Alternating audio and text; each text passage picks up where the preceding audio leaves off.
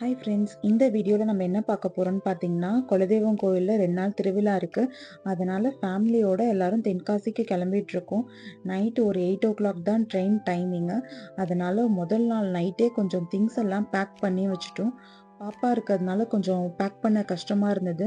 Balance பார்த்தீங்கன்னா அடுத்த நாள் ஆஃப்டர்நூன் பேக் பண்ணியாச்சு. அப்போ தான் கொஞ்சம் ஈஸியாக இருக்கும்னு கிளம்புறதுக்கு முன்னாடி சாமி கும்பிட்டு எல்லாரும் கிளம்பியாச்சு. லக்கேஜ்லாம் பார்த்தீங்கன்னா கரெக்டாக எடுத்து வச்சோமா, பாப்பா திங்ஸ் எல்லாம் கரெக்டாக இருக்கான்னு செக் பண்ணியாச்சு.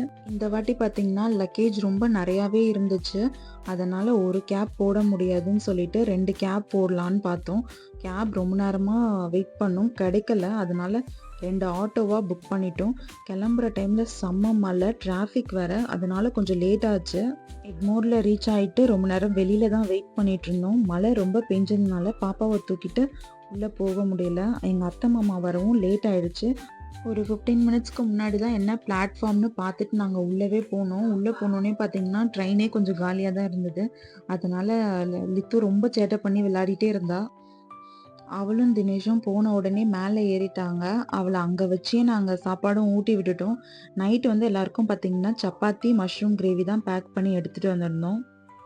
லித்து நைட்டு சரியாக ட்ரெயினில் தூங்கவே இல்லை. அவளை வச்சுட்டு நாங்கள் நடந்துகிட்டே தான் இருந்தோம். மார்னிங் ஒரு 6 to 6:30க்கு ட்ரெயின் பார்த்தீங்கன்னா தென்காசியில் ரீச் ஆகிடுச்சு. தென்காசியில் செம்ம மழை. நாங்கள் போன டைம் ஆரஞ்ச் அலர்ட் வேறு கொடுத்துருந்தாங்க. கிளைமேட்டே ரொம்ப சில்லுன்னு நல்லா இருந்துச்சு. நாங்கள் சென்னையில் இருக்கும் போதே ட்ராவல்ஸ்லாம் புக் பண்ணிட்டோம். அதனால் கொஞ்சம் ஈஸியாக இருந்துச்சு. கரெக்ட் டைமுக்கு எங்களை ஸ்டேஷன்லேருந்து பிக்கப் பண்ணி பக்கத்தில் இருக்க ரூமுக்கு ட்ராப் பண்ணிட்டாங்க. எப்பயுமே நாங்கள் போனால் இந்த கிருஷ்ணா லாட்ஜில் தான் ரூம் எடுப்போம். ரூமும் பார்த்திங்கன்னா 1 மந்த்துக்கு முன்னாடியே வந்து ஒரு 4 ரூம் போட்டு வச்சுருந்தோம். ஏன்னா நாங்கள் ஒரு 10 பேர் போனதுனால. இதுதான் நாங்கள் எடுத்த ரூமு. இது வந்து பார்த்திங்கன்னா 2 பேர் ஸ்டே பண்ணுற மாதிரி இருந்துச்சு. ரொம்பவே கம்ஃபர்டபுளாகவே தான் இருந்துச்சு. வந்த உடனே ஒருத்தன் படுத்துட்டான் ரெஸ்ட் எடுக்க. ரூம் விண்டோலேருந்து பார்த்திங்கன்னா வியூ இப்படி தான் இருந்தது. பக்கத்துலேயே ஒரு முருங்கை மரம் வேறு இருந்தது. காற்று செம்ம காற்று. மழை வேறு கண்டினியூவாக பேஞ்சிக்கிட்டே இருந்தது. மழை விட்டோன்னே தான் வெளியில் போகணுன்னு சொல்லிட்டு கொஞ்சம் நேரம் ரூம்லேயே எல்லோரும் டைம் ஸ்பெண்ட் பண்ணிகிட்டு இருந்தோம். பக்கத்துலேயே தான் எங்கள் அத்தைக்கும் மாமாவுக்கும் ரூம் இருந்தது. அதனால் அவள் வெளியிலே போயிட்டு வந்துட்டு இருந்தா. பாப்பாவுக்கும் டைம் பாஸ் ஆச்சு நல்லா. அவளுக்கு ரொம்ப பசிக்க ஆரம்பிச்சதுனால கொஞ்சோண்டு பிஸ்கெட் கொடுத்தோம், சாப்பிட்டுட்டு இருந்தா. மழை விட்டதும் நாங்கள் பார்த்திங்கன்னா வெளியில் கிளம்பிட்டோம். எப்பயுமே நாங்கள் ஸ்டே பண்ண ஹோட்டலில் கீழே சாப்பிட மாட்டோம். அடையார் ஆனந்த பவன்னு சொல்லிட்டு அங்கே ஒரு ஹோட்டல் இருக்கும். அந்த ஹோட்டல் பார்த்திங்கன்னா காசி விஸ்வநாதர் டெம்பிள் பக்கத்துலேயே இருக்கும். அங்கே தான் சாப்பிடுவோம். அங்கே பார்த்திங்கன்னா பியூர் வெஜிடேரியன் தான், எல்லாமே நல்லாயிருக்கும். டிஃபன் சாப்பிட்டுட்டு அப்படியே எங்கேயாவது சுற்றி பார்க்கலான்னு தான் வெளியில் கிளம்பிட்டோம். ஏன்னா நாங்கள் ஈவினிங் தான் கோவிலுக்கு போக போகிறோம்.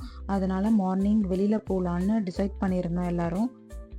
ஃபஸ்ட் டைம் பார்த்திங்கன்னா எல்லாருமே ஒன்றா போகிறோம். அதனால் இந்த ட்ரிப் ரொம்பவே ஸ்பெஷலாக ரொம்ப ஜாலியாக இருந்துச்சு. ஈவினிங் தான் கோவிலுக்கு போகணுன்றதுனால மார்னிங் ரூம்லேயே இருக்க முடியாது. அதனால் குற்றாலம் பக்கத்தில் இருக்க ஃபால்ஸ்லாம் போகலான்னு எல்லோரும் கிளம்பிட்டோம். ஃபஸ்ட்டு மெயின் ஃபால்ஸ் தான் போனோம். மெயின் ஃபால்ஸில் பார்த்திங்கன்னா குளிக்க அலோவ் பண்ணலை. அதுக்கப்புறம் 5 ஃபால்ஸ் போனோம். அங்கேயும் அலோவ் பண்ணலை. ஆரஞ்ச் அலர்ட் கொடுத்துருந்தாங்க. மழை வேற விட்டு பொழிஞ்சிட்டு இருந்தது. இங்கே குளிக்க அலோவ் பண்ணலன்ட்டு வண்டியை பாபநாசம்க்கு விட்டாச்சு. போகிற வழியில் பார்த்திங்கன்னா நொங்கு, பதினி எல்லாமே வாங்கி சாப்பிட்டுட்டு ஜாலியாக கிளம்பிட்டோம் பாபநாசத்துக்கு. அங்கே போனோன்னே பார்த்திங்கன்னா தண்ணியோட ஃப்ளோவும் கொஞ்சம் கம்மியாக தான் இருந்துச்சு. அதனால் எல்லோரும் ஜாலியாக குளிக்க ஆரம்பிச்சிட்டோம். லித்துவும் ரொம்பவே என்ஜாய் பண்ணால். அதாவது இந்த கோவிலோட ஹிஸ்ட்ரி என்னென்னா, அகத்திய முனிவருக்கு வந்து சிவபெருமானும் பார்வதி தேவியும் வந்து திருமண ரூபத்தில் வந்து காட்சி தந்த இடம் தான் வந்து இந்த கோவில்னு சொல்கிறாங்க. இந்த ஆற்றுல வந்து குளிச்சுட்டு சிவனை வேண்டுனா வந்து நம்ம பாவம் எல்லாமே வந்து நீங்கிரும்னு சொல்கிறாங்க. பாவத்தை நீக்கியதால் பாபநாசம் என்ற பேர் வந்தது இந்த இடத்துக்கு.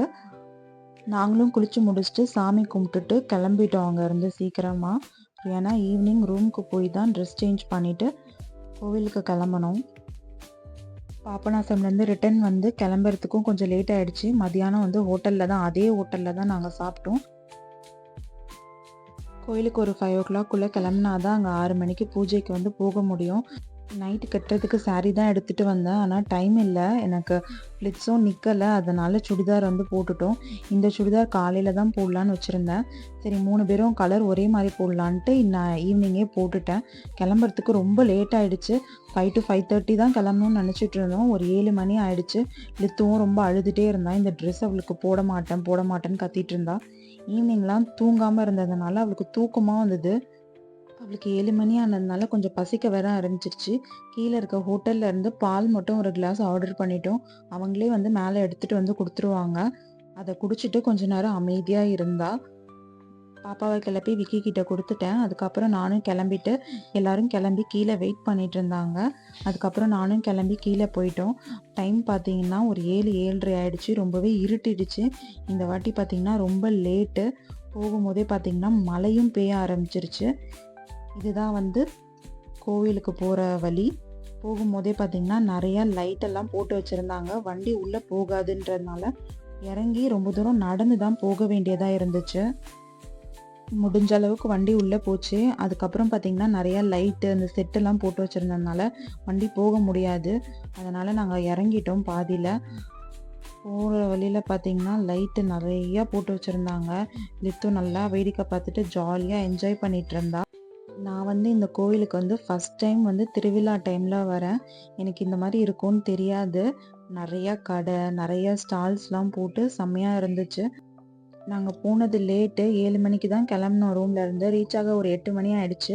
பூஜையெல்லாம் முடிஞ்சிருச்சு. அங்க சாப்பாடே போட ஆரம்பிச்சுட்டாங்க. காலையிலேயே வந்து கோவில்ல பாலு, சந்தனம், குங்குமம், திருநீர் அபிஷேகம் எல்லாமே முடிச்சிருவாங்க. நாங்க போற டைம் பார்த்தீங்கன்னா, நார்மலா நாங்க சாமி கும்பிட்டுட்டு தான் வந்தோம். இந்த வாட்டி பார்த்தீங்கன்னா, சாமிக்கு ரொம்பவே அழகா அலங்காரம் பண்ணியிருந்தாங்க. நெறையா பூவு, நகை, பட்டு சாரி, கிரீடம்லாம் வச்சு ரொம்பவே அழகா இருந்தது பார்க்கறதுக்கு. இந்த அம்மன் பேரு வந்து பார்த்தீங்கன்னா, உலக மாதா பரமசக்தி அம்மன். இந்த பேரு வந்து அம்மனுக்கு எப்படி வந்ததுன்னா, பழைய காலத்துல வந்து இந்த பூமியில வந்து பாவம் வந்து ரொம்ப அதிகமானதுனாலயும், நல்லவங்கலாம் ரொம்ப கஷ்டப்பட்டாங்களாம். கெட்டவங்க வந்து மேலே இருந்ததாகவும் சொல்றாங்க. பாவம் அதிகமானதுனால எல்லா தேவர்களும் பார்த்தீங்கன்னா, ஒண்ணா சேர்ந்து இந்த அம்மன வந்து வழிபட்டதுனால எல்லா தேவர்களும் என்ன சொன்னாங்கன்னா, "அம்மா நீயே வந்து இந்த உலகத்த காப்பாத்துன்னு" சொன்னாங்களாம். அதனால அம்மன் வந்து ஒரு பிரகாசமான ஒளியில தேவர்களோட கண்ணுக்கு மட்டும் 12 கைகளோட சிம்ம வாகனத்துல வந்து காட்சி தந்ததாகவும் சொல்றாங்க. ஒவ்வொரு கையிலயும் பார்த்தீங்கன்னா, திரிசூலம், சங்கு, சக்கரம், வில், வாள்னு எல்லாமே இருந்துதாம். எல்லா கெட்ட சக்திகளையுமே வந்து அழிக்கிறதுக்காக. அம்மன் வந்து அசுரர்களோட வந்து போருக்கு போனாங்களாம். பக்கத்துல சுத்தி இருக்க ஊரு எல்லாமே பார்த்தீங்கன்னா, கொஞ்சம் கொஞ்சமா வந்து செல்வம்லாம் பெருக ஆரம்பிச்சுதாம். கெட்ட சக்தி எல்லாமே வந்து அழிஞ்சும் போனதா சொல்றாங்க. அப்போ இருந்து தான் இந்த அம்மனுக்கு பார்த்தீங்கன்னா, உலக மாதா பரமசக்தி அம்மன்னு வந்து எல்லாராலயுமே வந்து அழைக்கப்பட்டுதாம். நாங்க சாமி கும்பிட்டுட்டு லித்துவ வந்து சாமி பக்கத்துல வந்து நிக்க வச்சோம். பாப்பா வந்து ரொம்ப அழுதா. லாஸ்ட் டைம் வந்து மொட்டை போட்டுட்டு நிக்க வச்சோம். அப்போ அவளுக்கு 9 மந்த்ஸ் தான். அப்போ எதுவுமே தெரியாது. இப்ப வந்து வேற யாரோ அவள தூக்கிட்டாங்கன்னு நெனச்சு ரொம்ப பயந்துட்டா. அதுக்கப்புறம் கொஞ்சம் அவளாவே அங்க சாமிய பார்த்தா. திருப்பி எங்கள பார்த்து பார்த்து அழுதுட்டே இருந்தா. அங்க சாமி கும்பிட்டு முடிச்சாச்சு. இந்த கோவில சுத்தி பார்த்தீங்கன்னா, நெறைய காவல் தெய்வம் இருக்கும். அங்க வந்து சாமி கும்பிட வந்துட்டோம். கருப்புசாமி, முனியாண்டி, மதுரை வீரன், ஐயனார் எல்லாமே இருக்கும். கோயில்ல இந்த டைம்ல வந்து ரொம்ப கூட்டமா இருந்துச்சு. நாங்க எல்லா சாமியும் கும்பிட்டு முடிச்சு சுத்தி வரதுக்கே வந்து ஒரு 1 ஹவர் ஆயிடுச்சு. சாப்பிட வந்த இடத்துலயே பார்த்தீங்கன்னா, ஒரு 1/2 அன் ஹவர் கிட்ட நாங்க வெயிட் பண்ணிட்டு தான் இருந்தோம். மழை வேற பெய்ய ஆரம்பிச்சிருச்சு.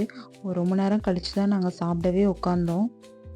கோயிலுக்குள்ள வரும்போதே லித்து வந்து பார்த்தீங்கன்னா, சுத்தி இருக்கிற கடை எல்லாமே பார்த்துட்டா. சரி அவளுக்கு ஏதாவது வாங்கலான்ட்டு சீக்கிரமா சாப்பிட்டு முடிச்சுட்டு போனோம். பார்த்தோனே அவ பால தான் கேட்டா. அவளுக்கு நெறைய இருந்ததுனால எத வாங்குறதுன்னே தெரியல லித்துக்கு. எல்லாமே பார்த்து ஒண்ணு ஒண்ணா கேட்டுட்டு இருந்தா. அதுக்கப்புறம் கடைசியா பார்த்தீங்கன்னா, ஒரு ஃபிஷிங் ராட் மாரி இருந்தது. அதுதான் அவளுக்கு வாங்கி குடுத்துட்டு இருந்தேன். இந்த இடத்துல சுத்தி குட்டீஸ்க்கு மட்டும் தான் நெறைய விளையாட்டு சாமான், பலூன்ஸ் எல்லாமே இருக்கு. நம்ம வாங்குற மாரி அங்க எதுவுமே இல்ல. அதே மாரி இருந்தாலும் பார்த்தீங்கன்னா, ஸ்நாக்ஸ் ஐட்டம்ஸ் தான் இருந்தது. நாங்க இங்க சாப்பிட்டதுனால எங்களுக்கு எதுவும் பசிக்கல. நாங்க எதுவும் வாங்கல. அதே மாதிரி உள்ள இருக்க ஐட்டம்ஸ் எல்லாமே பார்த்தீங்கன்னா, ஒரு ₹30லேருந்து ₹50 வரைக்குமே அதிகமா தான் வச்சு வித்துட்டுருந்தாங்க. எப்படியோ ஒரு வழியா ஃபைனலா இந்த ஃபிஷிங் ராட தான் வாங்கிட்டு, அவள வெளியில கூட்டிட்டு வந்துட்டோம் கடையில இருந்து. அதுக்கப்புறம் எல்லாரும் கொஞ்ச நேரம் ஒண்ணா கதை பேசிட்டு, ஒரு குரூப் ஃபோட்டோ எடுத்துட்டு, கொஞ்ச நேரம் அங்க சுத்தி பார்த்துட்டு கிளம்பிட்டோம். ஏன்னா, அடுத்த நாள் காலையிலயும் சீக்கிரமா கோயிலுக்கு வர வேண்டியது இருக்கு.